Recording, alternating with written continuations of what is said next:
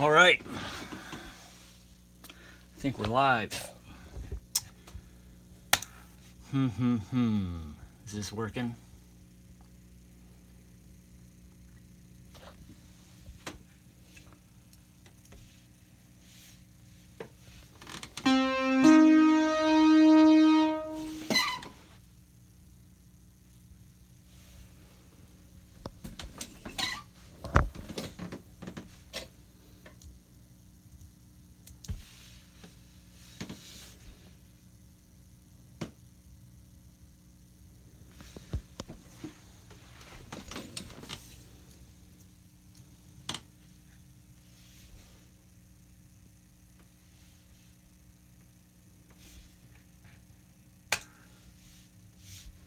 All right, somebody check in here. Tell me if this thing is actually working.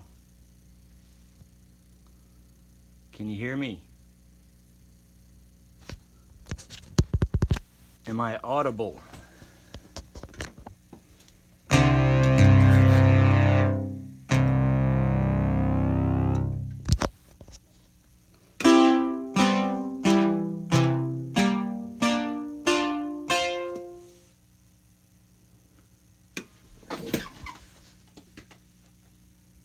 All right, I'm going to wait till 1 o'clock to get fully started.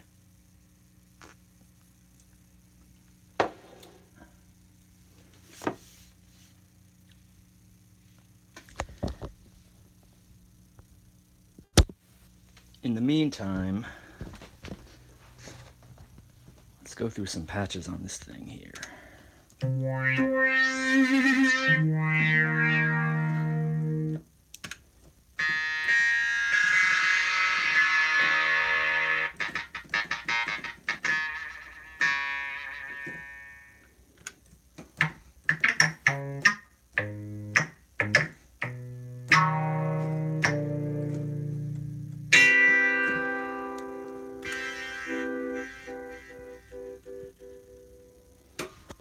Does this thing work sideways? Ah, it doesn't.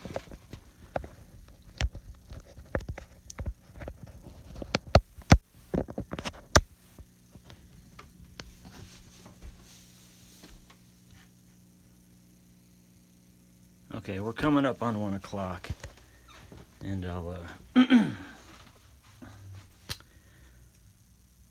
Sucktacular, greetings. Thank you for the kind words. I appreciate that. Very nice of you. All right. So this is my first time doing any kind of live stream of any kind. I'm going to try to monitor any questions on my browser.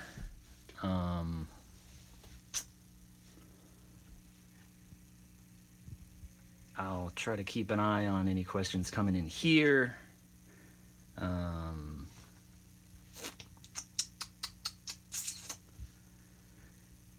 Yeah, it's 1 o'clock. Let's get started. Okay.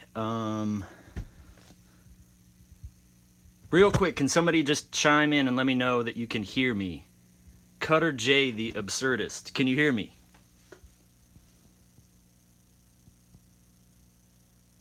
I want to make sure the oh, perfect, brilliant, audio is working. Okay. So let me start from the start here.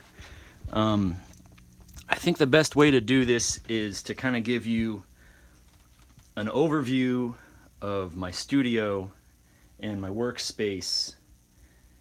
And then after that, we can dig into any questions you might have.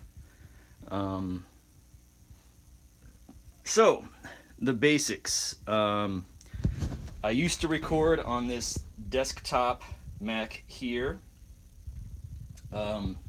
This here is a Akai MPC. But let me try to do this with some semblance of a workflow. I'm currently using this iMac. Works very good. I'm happy with it. Interface. What's this stream for about? Burnsy3210. I'm doing a little tutorial slash overview of my workspace, and then we can dig into any questions that may be about the new Insane Warrior record, or anything for that matter. So yeah, that's what this stream is about. So, getting back to this. iMac, the UAD interface, this Manly board here is kind of the brain for all analog routing. Pro Tools and the Akai MPC are kind of the heavy lifting pieces in my studio.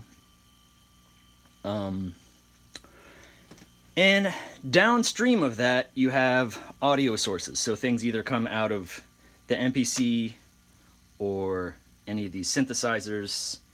And I'm going to go to the next room in a second and show you that. So, trusty machine right here. I got a thing for analog synths, and I'm going to come back to that in a little bit here. This here is called a Kurzweil MIDI board. This is kind of like my master MIDI keyboard. This up here is a modular synthesizer. But I'll come back to this in a second. Okay, so this is kind of synth slash control room over here. Now, if you look underneath here, you're going to see a huge rat's nest of cables and wiring and such. This is both audio and MIDI cables that go both to the UAD interface as well as MIDI for a bunch of the synths and stuff. These go through this little door here and out that door on the other side. I'm going to show you where all of the analog stuff in the studio happens. So come out here through here. Now this room is, for all intents and purposes, a dedicated audio analog slash acoustic room. So anything that would not be a line level signal is going to come out of this room. So over here we've got Wurlitzer, Pianet, guitars, Yamaha CP80 right here, nice electric piano.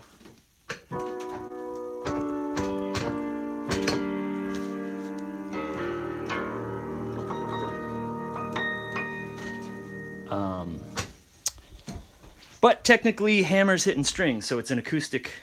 Is this in my house? Yes, it's in my house.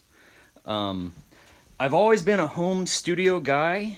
I'm not really partial to commuting, so for me a lot of my work kind of happens in fits and starts. So I'll work for half an hour or an hour at a time, and then take a break, and then go back to work, and then take a break and go back to work. So because of that, I've never been a big fan of going to a studio space and working and then this is, to answer your question, yes, this is home studio. Okay, where's that little door? Out of here. This door, open this guy up, faces the control room. And here you have audio snakes coming out of here that go some to some microphone. Yes, I'm gonna make more songs. Jamie DeCarlos and Sucktacular. Mo Buttons is Mo Buttons lives in the garage. These are power supplies for microphones, clavinet over here, percussion, guitars, drums. So what I try to do with this space is have everything, as much as I can, dedicated in terms of having things set up and placed right where I'm going to need them. And more theremin. Yes, we all need more theremin, right? So what you'll see here is most of these amps have microphones right in front of them. And the reason I do this is I want to be as close as possible to come into the studio, turn something on, and record as soon as possible.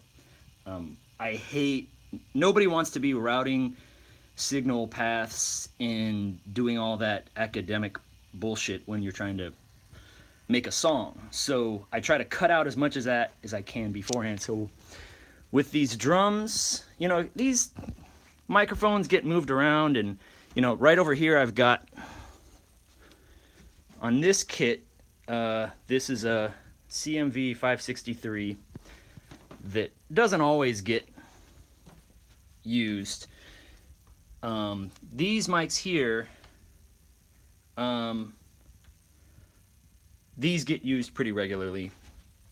Here, I can give you a little sound of what these drums sound like.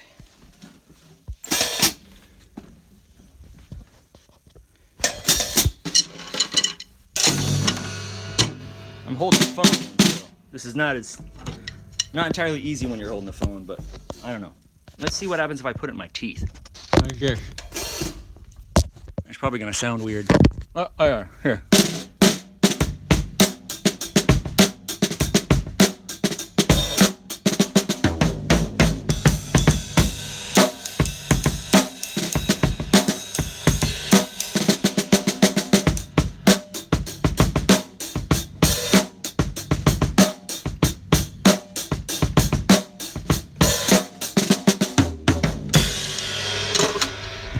Okay.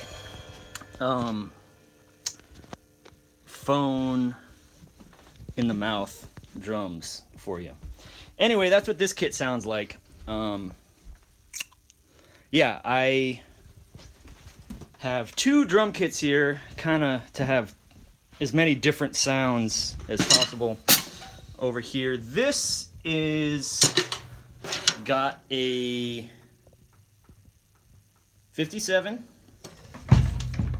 and a realistic 1070 on the kick, and sometimes I'll use these Coles 4038s, but usually I'm sticking with a dynamic thing.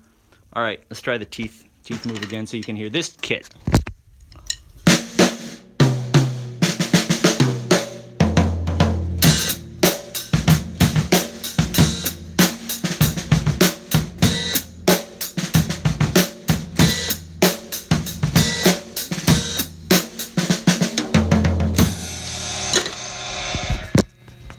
That's what that kit sounds like.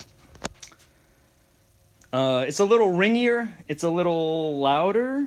Maybe that's coming through. Maybe it's not. I don't know. Hopefully. But it's nice to have more than one drum sound in your studio. Fender Rhodes over here. Let's try the same thing. Yeah.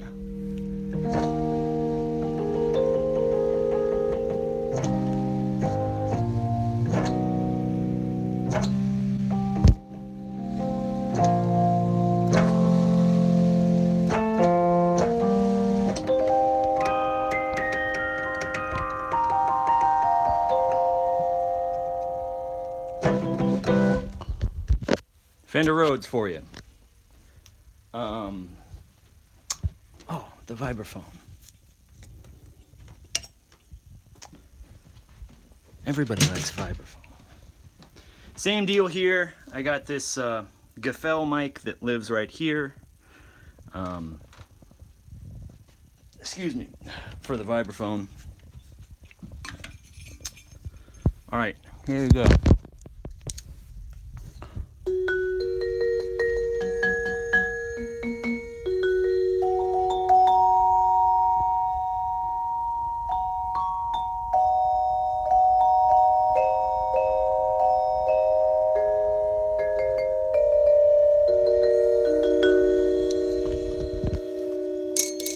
All right. And then guitar amps. kind of each of these is suited for a particular type of thing, or I should say I like them for different things. Back here you got the Ampeg B15. That's a keyboard.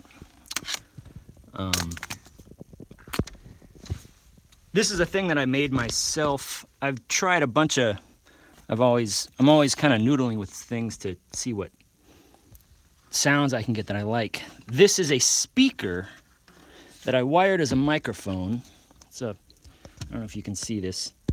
It's a 15-inch speaker that I basically zip tied into a crate and wired up to work as a microphone. And I've tested a bunch of mics and direct lines and all types of shit on that particular amp for bass, and that is my preferred sound. So 9 times out of 10 bass gets cut like that. And then you got acoustic guitars here. This up here is my preferred acoustic mic at the moment.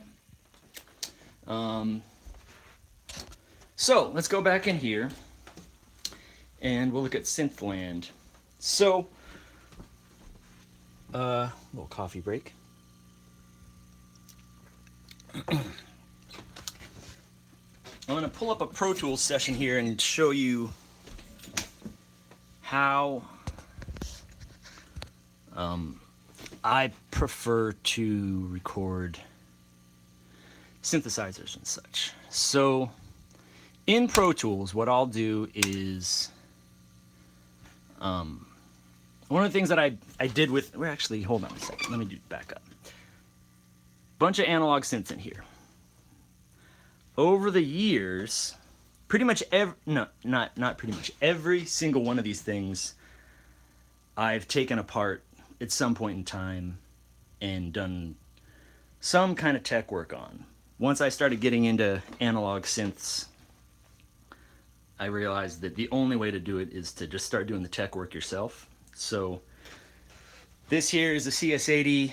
I've got a lot of hours into this, probably 40 or 50 man hours into the restoration. And it's a beautiful sounding machine. Jupiter 8, Prophet 5, pretty much all of these, they required some work. So why am I mentioning this? As I was doing this work, one of the things that I would do is, you'll see this here is a good example, this Oberheim. I would modify these things if there was a kit available for it to run on MIDI. And once it runs on MIDI, then I can control it from the computer. So my preferred method when I'm recording in kind of analog synth land is to cut MIDI passages into Pro Tools, and then I'm going to pull this up, hopefully you can see this. Alright, so record in, this is recording the MIDI board at the moment. Now if I bring this up, this is going to give you any of the routing options that I can route this to. And figuring out the getting dedicated routing for each thing was kind of a big job in and of itself. But once it's done, the beauty of this is that you can record a MIDI passage like that, and then route, you can do a bunch of these and then route them to any machine. And if you just take notes, you know, you'll even see in here somewhere, you know, like there will be notes on the tracks, modulate now or whatever. Oftentimes what I'll do is I'll put the patch number in here. So if this is, I'll record something here, and then let's say this is going to go to something, any machine. I'll name the machine and then I'll name the patch. So on these things, let's say, like on the Jupiter 8, let's say that particular passage in MIDI sounds good on patch 31 on the Jupiter 8. I'll put a note in here that'll just say something like JP8 number 31. Now I don't have to dedicate audio. I don't have to cut the audio in Pro Tools until the song is done. And this is how most of the new Insane Warrior record was completed, was doing a bunch of MIDI passages and basically mapping out the entire song digitally without recording any audio. And then once I felt comfortable with it, then I would cut the audio into Pro Tools. Victoria, thank you for the note. I wish I could turn it sideways. When I turn it sideways, it says orientation is locked. Rotate device back. I don't know why YouTube won't let me rotate in midstream, but apparently it doesn't. So, sorry, we're stuck with whatever they call this, whatever this mode, upright mode. Anyway, okay, back to the sessions. So what I would do is record these as a bunch of MIDI passages and then save the patch numbers in the notes. And then, so I'd come into the studio and I'd turn on the machines that I needed on, and I'd put them on the patches that I'd want them on, and I'd hit play. And oftentimes what'll happen is, as you're working on a song, you know, you'll get 2/3 of the way into the song and you'll realize that one part of the song you don't like anymore. You know, it'll be, you might not like the sound of the bass line in one part, or you might not even like what you wrote there. You might not like the chords. You might not like the phrasing or any of these things. And until I had this setup, I was kind of screwed, because all I knew how to do was record audio and kind of build up a track one by one by one by one by one. And then, you know, if you build on a foundation that you end up not liking 2 weeks later or a month later or something, it's really, really hard to change that. So this was a big deal for me to get sorted, because it allowed me to easily go back in time and change any of the performance aspects or composition aspects of a song after it was written. And then once I was happy with it, then I would just cut all the audio. And so what you're seeing here is just, you know, these would be audio pieces. I just record them individually, and that was that. So is this a decent place to jump into questions? Let me see if anybody's curious about anything. You guys got any questions here?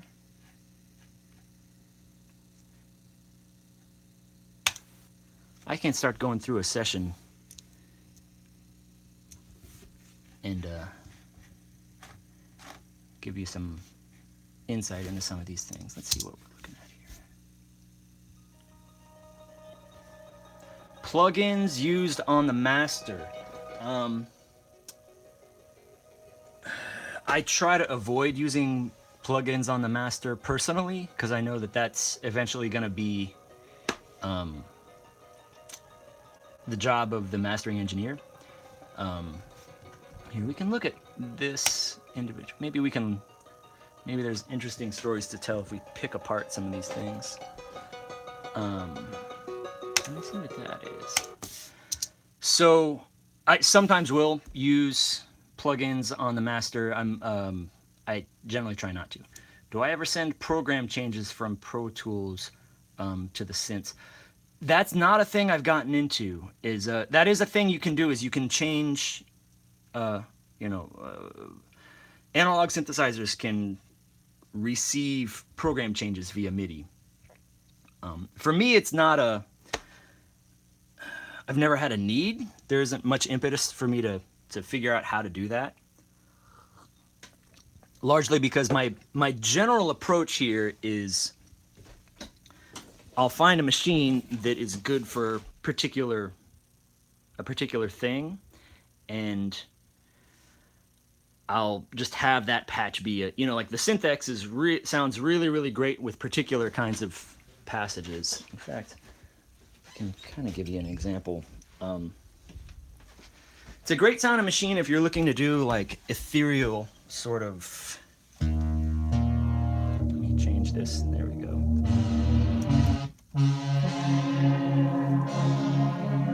Let's go through some patches on this actually.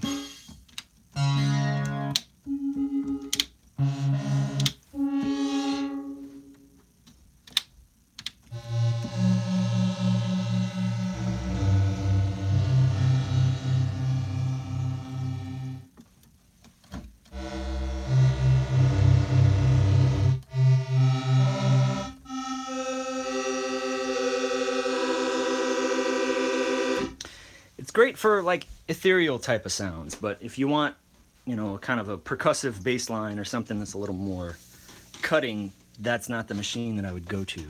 So, thoughts on internet YouTube artists? No, I don't think I have any thoughts on that.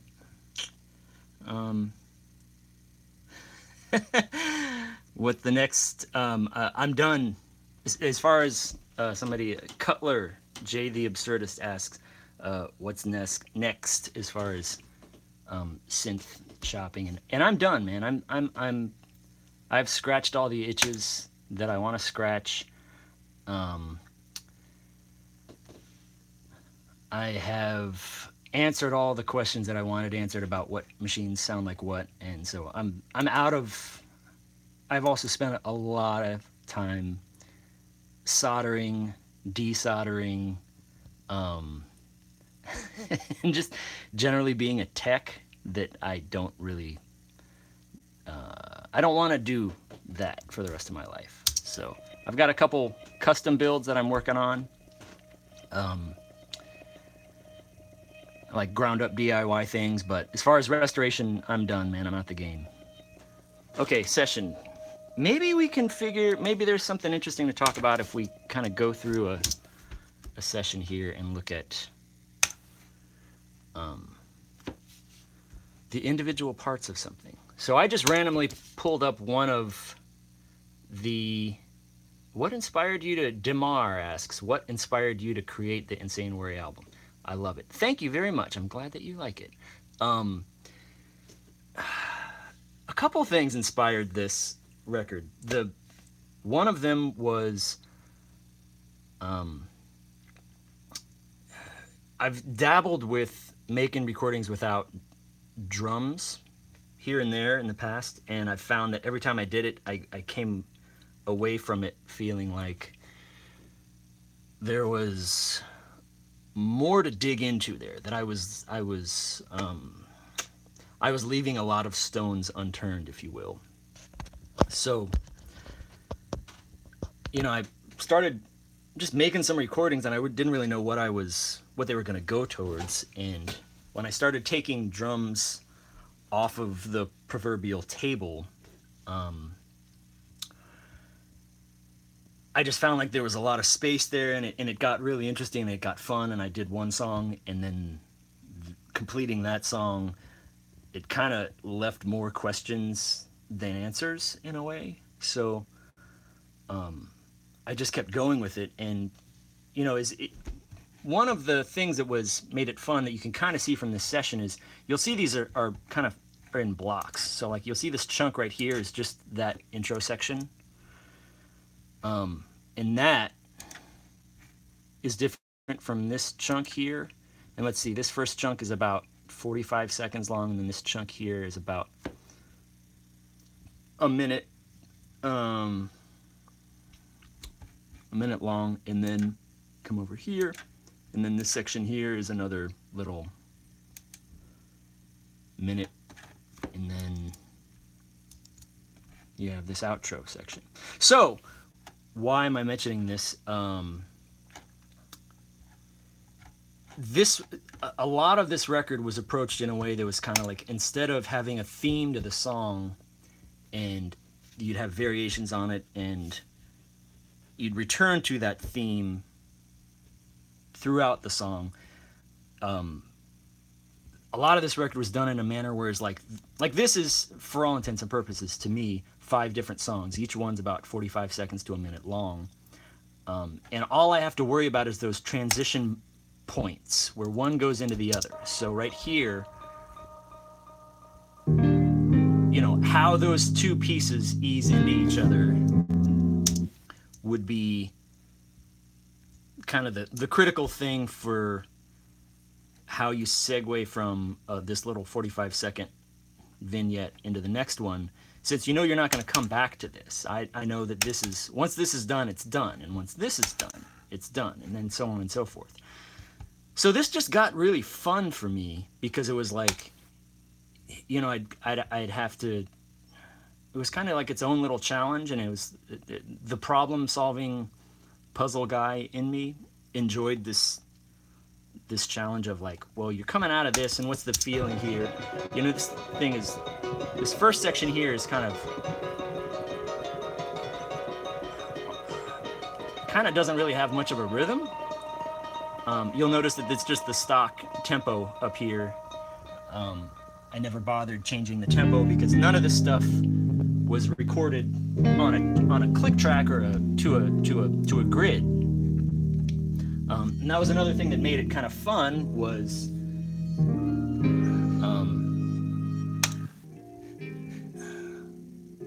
it gets a little exhausting recording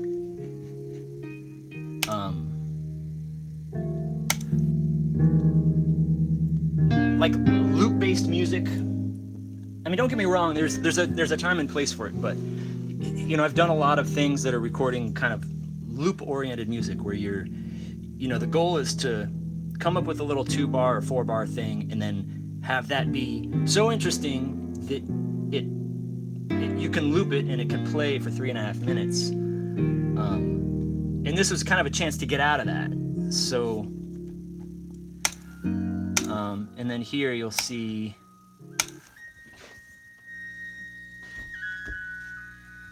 what else do we have in here? More CS80. And this is really fun because, like, you know, with this chord change here, I'm picking out voices in the chords, and putting them on different sounds.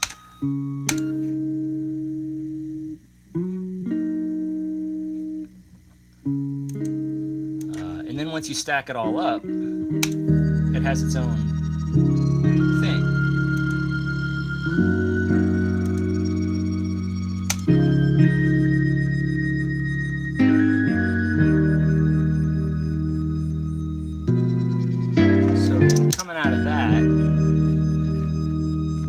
And so now you're, you know, so look, we're 2 minutes into the song.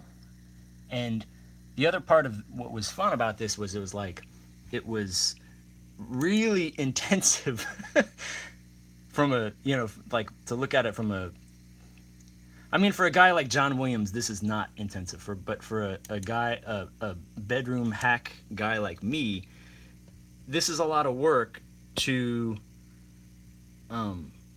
you know, come up with a chord change that you like, and it only occupies 45 seconds of the song, and then you have to come up with something totally new for the next.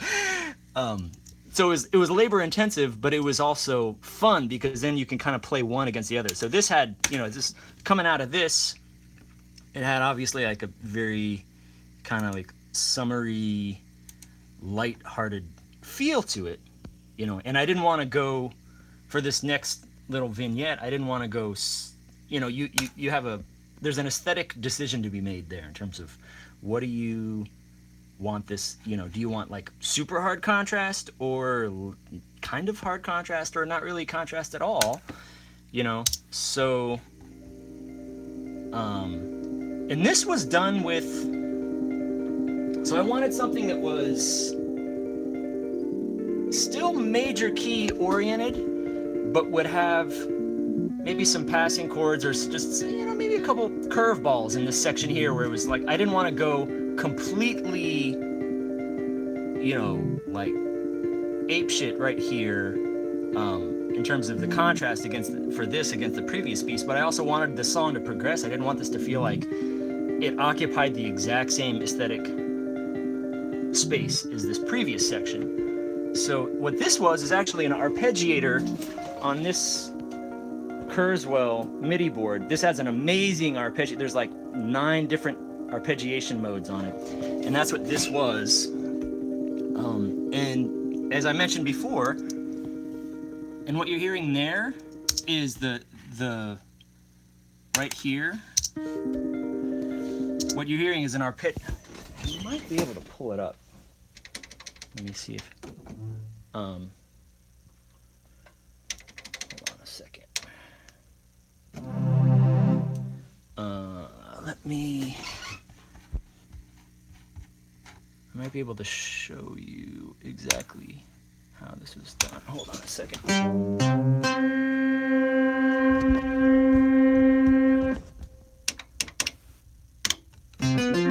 Okay, here we go. I'm just gonna do this on just a bullshit patch. It's just, this is going through the modular. I'm just doing this to give you an idea of how this was done. So this arpeggiator, when you hold down a chord, it's just going to arpeggiate through those notes. And that last section there, what you do is you just, if I take a, let's say I take a 5-voice chord, as I take my fingers off, it's going to subtract each note from the chord. And all I'm doing here is just taking off one finger.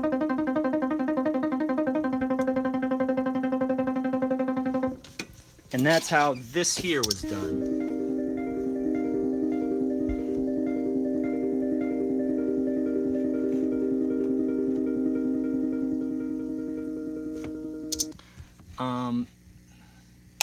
Here's my super bullshit fake Stanley Clark impression here on bass.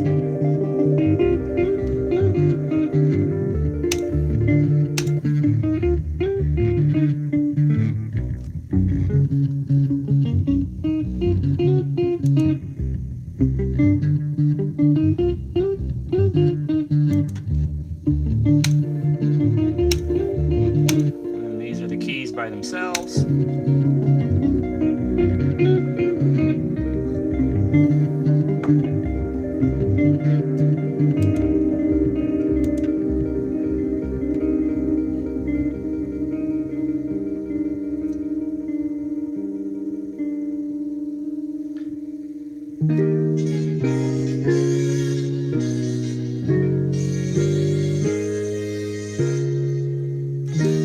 So with something like this, usually the way I'll start is just with a basic chord change, like this.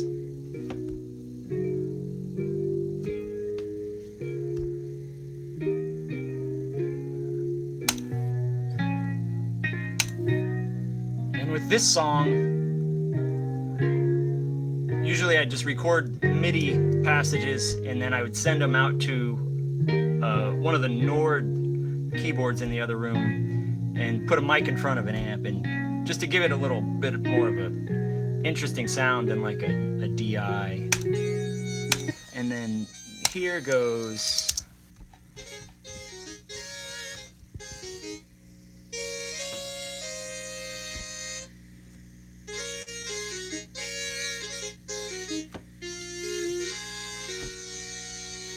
and I have a habit of pan, I'll do like 2 passages of this and then I'll pan. You'll hear that's that passage.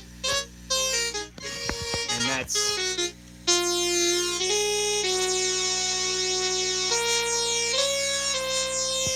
a different passage. One thing you might be noticing is that there's notes in there that don't exactly line up rhythmically. And the older that I get, the more I record, the more I appreciate the role that mistakes play in music. And so my instincts when I was younger would be to go in and, either nudge it or just re-record it so that it was, all the rhythms fell precisely on, together they were precisely synced up. And you know, as I get older, the more I realize, like, most of my favorite records have really, really severely obvious mistakes in them. When you really listen to them. So I'm kind of letting this shit go. I get older and I say, you know what? A mistake is a human thing. I'm okay with it, and I'm gonna leave it in there. What did I use on the familiar? Okay, that's good. That's a question. There we go. What I'm gonna do here is I'm gonna go back and give me just a second here. I'm gonna pull up.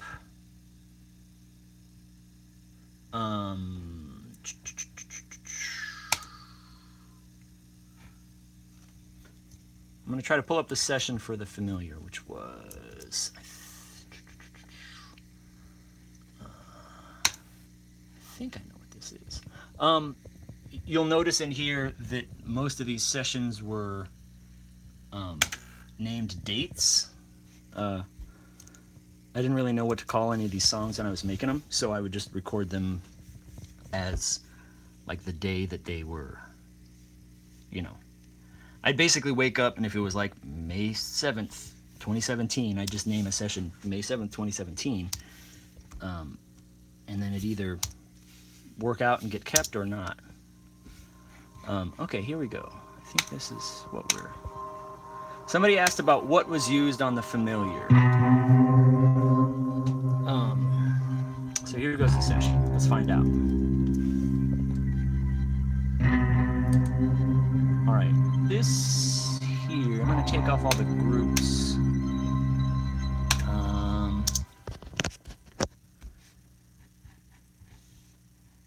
This here is probably guitar.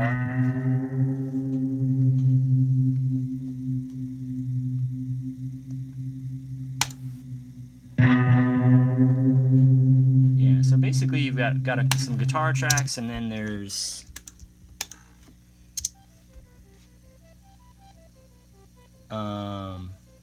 sorry I'm late, I had a shitty job interview, Lee McElhinney. Sorry about your shitty job interview. I hope you got the job, though. That would be good, right? So this was kind of like, oftentimes what I'll do is if I have a theme, this right here, the second portion of the song, was the first thing that came. And so this might sound weird to some people who don't spend a lot of time on creative stuff, but if you have, it probably won't to people who have spent a lot of time on art.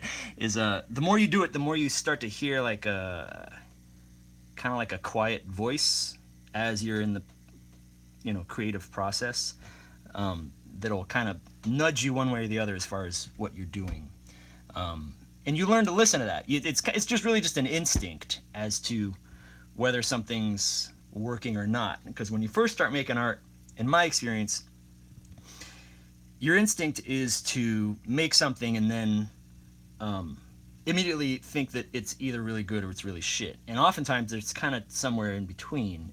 It could use some improvement, it needs development, it needs to be curated in some way, but you don't realize that right when you're creating the thing. So the older that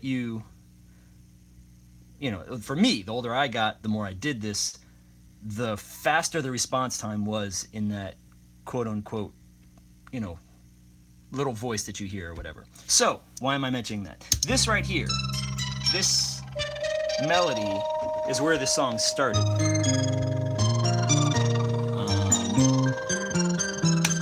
And I remember wanting this to progress. So it starts with, I think it's just this synth sound here is where it starts, and then the second phrase comes in with the guitar line, which I think is right here, and then from there you have the marimba coming in on the third passage.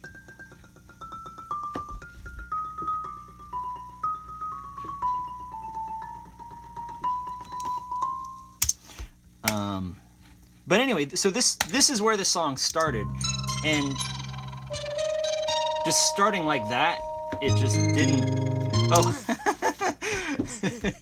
Oh, hold on, let me complete. I have multiple thoughts. It didn't feel right starting with this. So what I did is I kind of wanted something that would sort of, in an ambient fashion, kind of set the mood. And so I worked backwards to this section here, which was kind of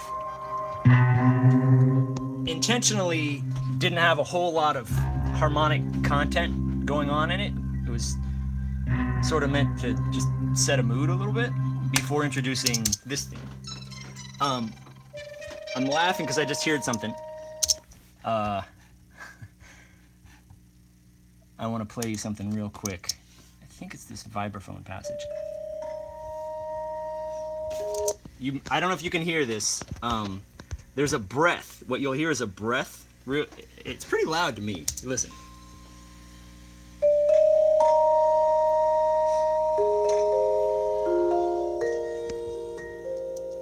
If you hear a sniff right there, I'm just laughing because oftentimes I have this habit of, if I rest a beat on something, like if I'm playing drums or if I'm playing like the vibraphone right there, if I'm gonna carry over a beat in a passage, I don't know why, I breathe.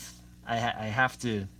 The way that I keep time for that is I'll literally put like, I'll suck air through my lungs at that. So like I can't play 50 Ways to Leave Your Lover on drums without doing a breath thing in the bar, because there's places where you need to like rest notes. So anyway, we all have our idiosyncrasies, right?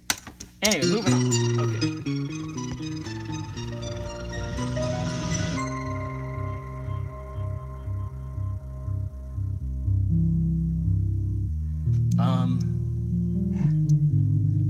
All right, let's break this down some. You can send me whatever you want to send me.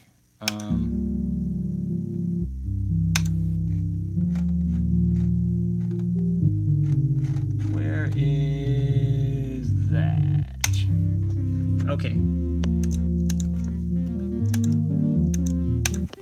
Sometimes the littlest things are the most satisfying. So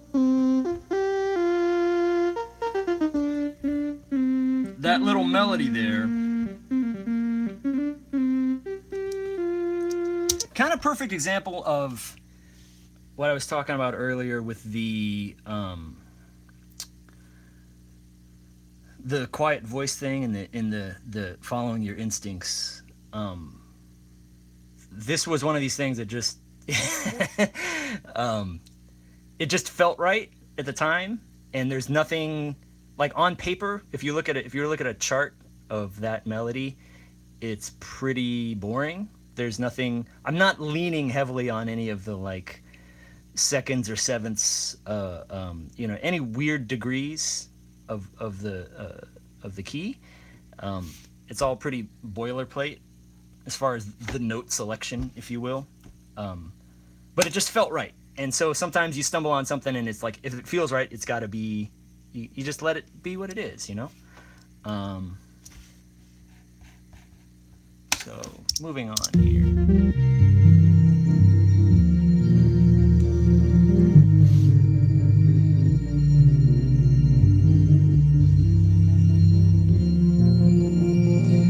Jesse Covington, happy birthday. All right, so you go through that chord change, and then at this point you want to keep it moving. You want to keep it progressing because, that's the point, is to keep it interesting. So then you harmonize this. So you've got this melody. If you add this to that.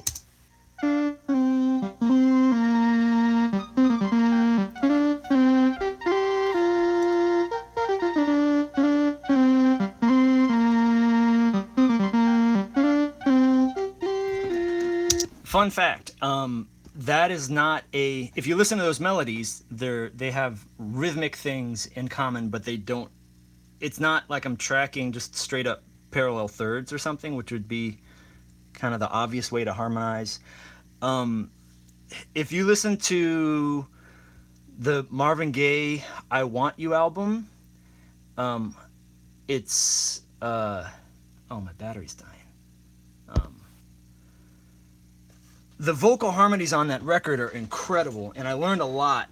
Sometimes I'll listen to a record and I'll just have a moment and it'll completely change how I think about one part of music.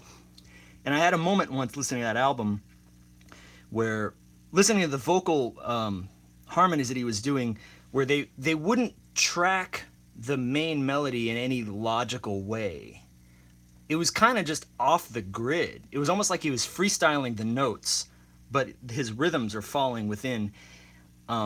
It's a really easy thing to miss, but you know, if you look for it, it's there. And that was one of these things that made me realize, like, you know, if you track, let me stick this back too. Hold on just a second. If you track a harmony as just a, you know, straight up like parallel third, that does a thing, and that's a cool sound, and it can, I'm gonna try to pull up, hold on a second here. Okay, I'll give you an example here. Hopefully this will be loud enough for you to catch. You know, if you just do, let's say, parallel thirds,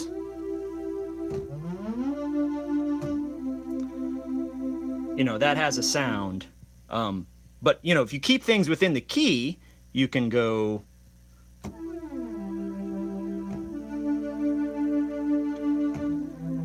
something like that. And you're still harmonizing. You're just, these lower notes are not tracking the other notes in a logical fashion as it would be if you were doing something like parallel thirds or anything. Anyway, it can provide a cool musical effect. Moving on here, what else do we have in this? This was the only song that had any kind of quote-unquote real drums on the record. And it's why I put it at the beginning of the record. I thought it would be maybe a little, kind of like a gateway drug, if you will.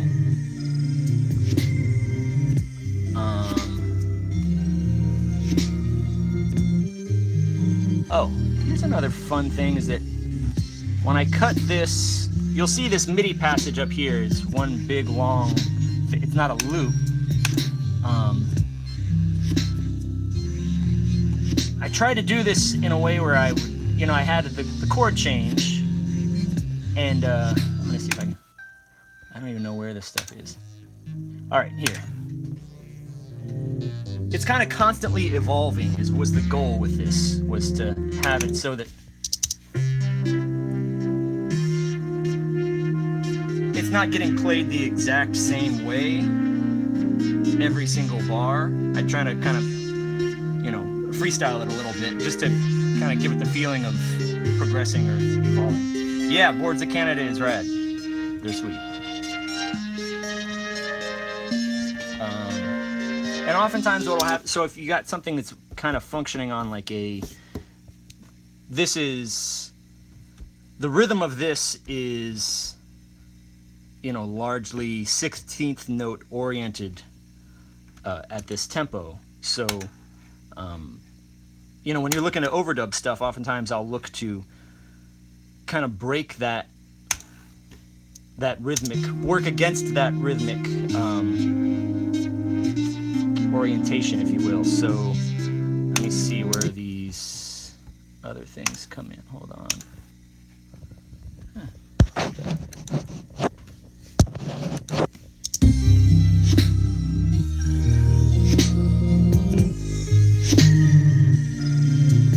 All right. What do we got here?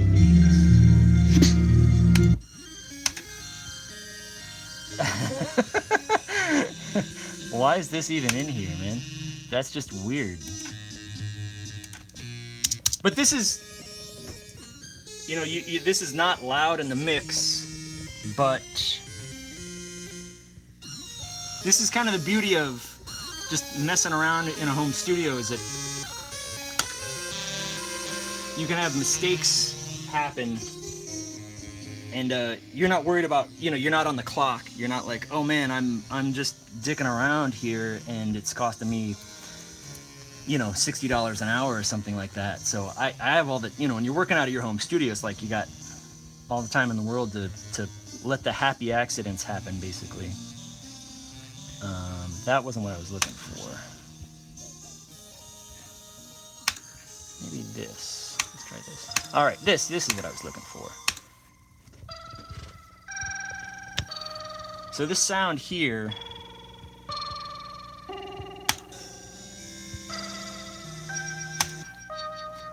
kind of perfect example of, this is what really kind of made me fall in love with recording using synthesizers, is that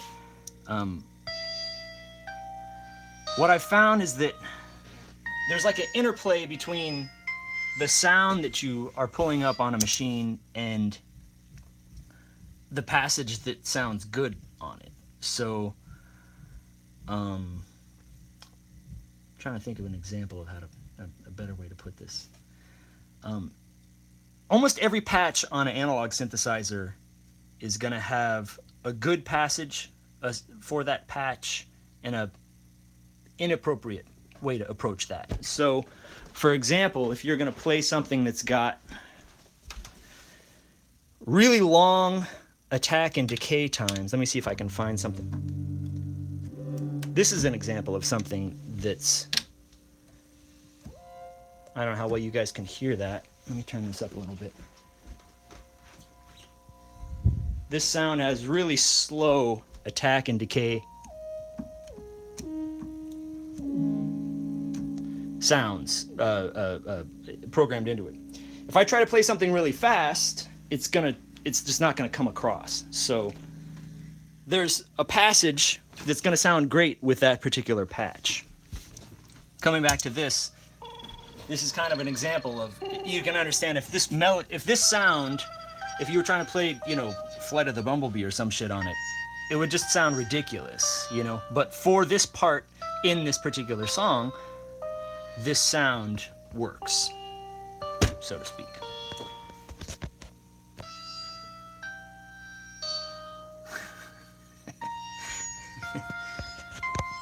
All right, let's see what else we have in here.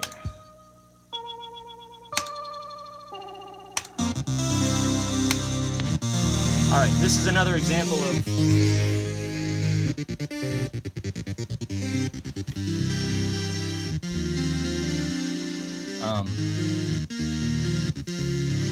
happy accidents. You know, if you record on MIDI and then you start sending this around to different machines, eventually one of these machines is going to do something that you don't expect it to do, and this is an example of this. I would have never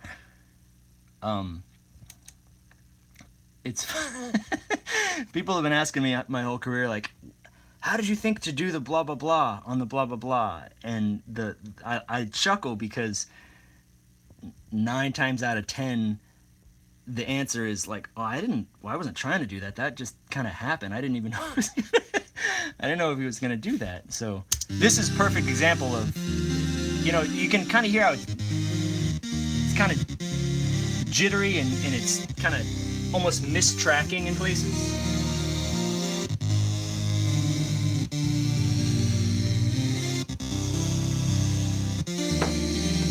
I never in a million years could have done that on purpose. But as soon as I heard the machine doing it, I was like, that sounds cool. Let's stick it in the song.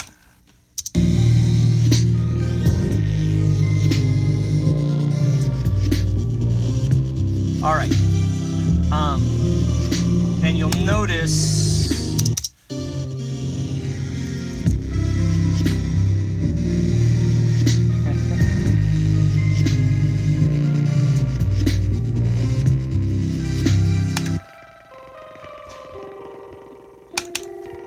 you might notice that this melody here is very, very loosely calling back to the melody at the beginning of the tune. This right here.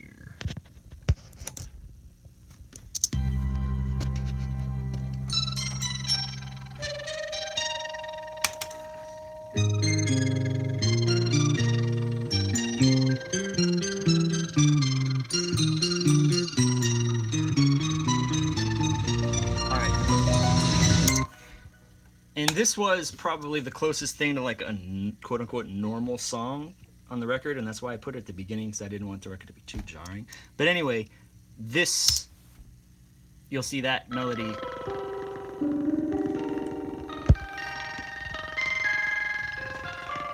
was intended to be referencing that earlier melody in the song.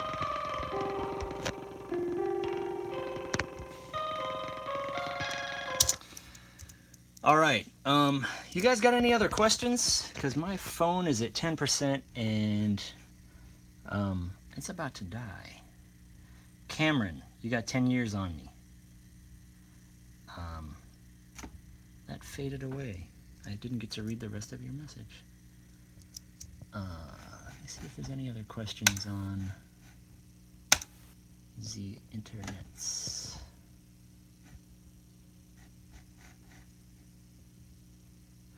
When am I coming to Chicago again? I don't know, man. I go wherever I get the offers. And if I don't have an offer in Chicago, then it doesn't look like I'm going to Chicago. So hopefully sometime soon.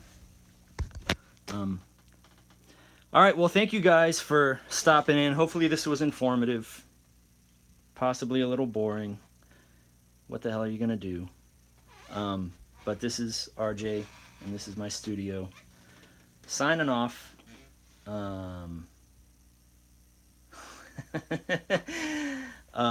Insane Warrior, Tendrils. It's out. If you haven't heard it, go check it out.